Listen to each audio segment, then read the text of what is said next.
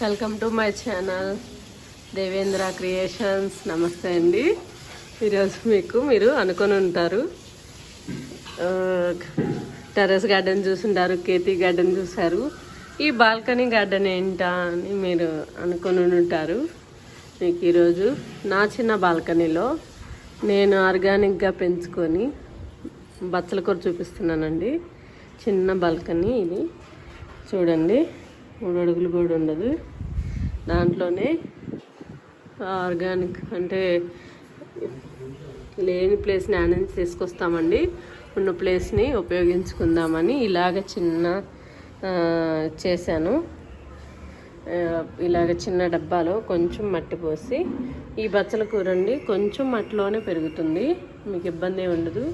మన ఇంటికి సరిపోయే తోటకూర పప్పులోకి మీకు కరెక్ట్గా సరిపోతుందండి.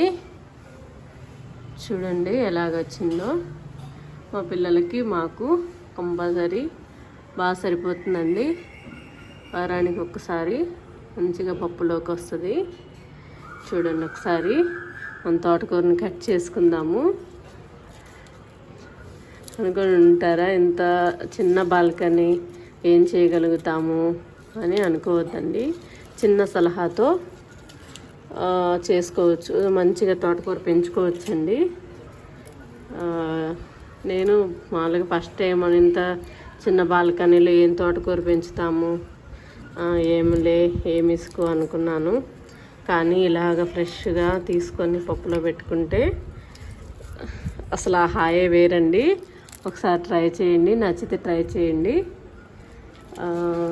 అంటే అనుకోవచ్చు కదా, ఇలాంటి తోటకూర 10 రూపాయలు పెడితే వస్తుంది అని, ఒక 20 రూపాయలు పెట్టుకుంటే వస్తుంది. కానీ ఈ సంతోషం రాదు కదండి. చెప్పండి, మీరు ఒకసారి కామెంట్ చేయండి.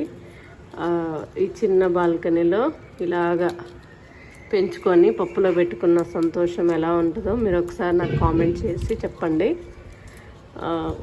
మన పప్పులోకి ఒక చిన్న ఫ్యామిలీకి చక్కగా సరిపోతుందండి. మనది రెంట్ హౌస్, ఓన్ హౌస్ కాదు. పెద్ద పెద్ద గార్డెన్లు చేయాలని కోరుకున్న రెంట్ హౌస్లో ఒప్పుకోరు కదండి. కానీ ఇట్లాగా మనీ ప్లాంట్ ఇవి 2 పక్క పక్కనే ఇలాగ పెంచుకున్నానండి. బచ్చల కూర మంచిగా వచ్చినప్పుడల్లా ఫ్రెష్గా పప్పులో పెట్టుకుంటే ఆ టేస్టే వేరండి. మనం ఇలా కట్ చేసుకోవడం కూడా ఎంతో హాయిగా అనిపిస్తుంది. అదే మనం పెంచుకున్నాము, మనం నీళ్ళు పోసాము, దీనికి ఎరువు కూడా ఏం అవసరం లేదండి. వారానికి ఒక్కసారి మన కిచెన్లో వచ్చే వేస్టేజ్ కొంచెం మొక్కకు దూరంగా పాదులో కొంచెం పక్కకని, మట్టి పక్కకని ఆ వేస్టేజ్ దాంట్లో పెడితే చాలండి. ఆ మట్టి కప్పేసేస్తే ఆ కప్పినప్పుడు చక్కగా అది మంచిగా ఎరువైపోతుంది, మంచిగా బలంగా వస్తుందండి చెట్టు. లేదు ఇది కాదు ఇంకొంచెం ప్లేస్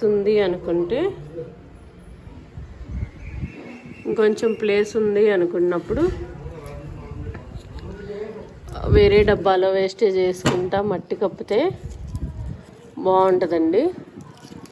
ఇంకా బాగా బలం వస్తుంది చెట్టుకి. ఉందండి వేస్టేజ్ పడేసేదాన్ని మంచిగా ఉపయోగించుకోవడమే కదండి అని చేసేది.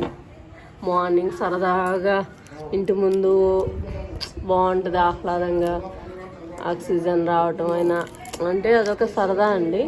ఆ ఫీలింగ్ మీరే చెప్పాలి. నాకైతే హాయిగా అనిపించింది, సంతోషంగా అనిపించింది. మీకు ఎలా అనిపించిందో కామెంట్ చేయండి. Thank you.